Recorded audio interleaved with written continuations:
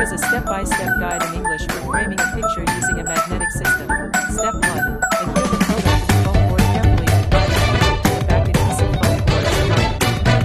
Make sure the photo is centered and aligned properly on the foam board. Step 2. Trim the excess edge.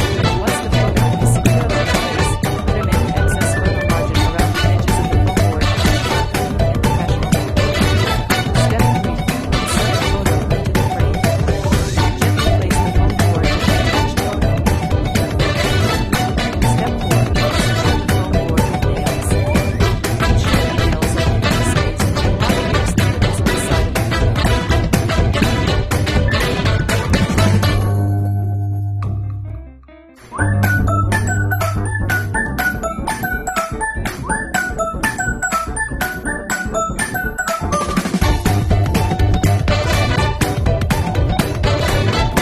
Step 5.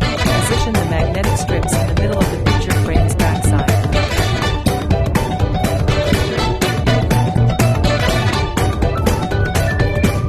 Step 6.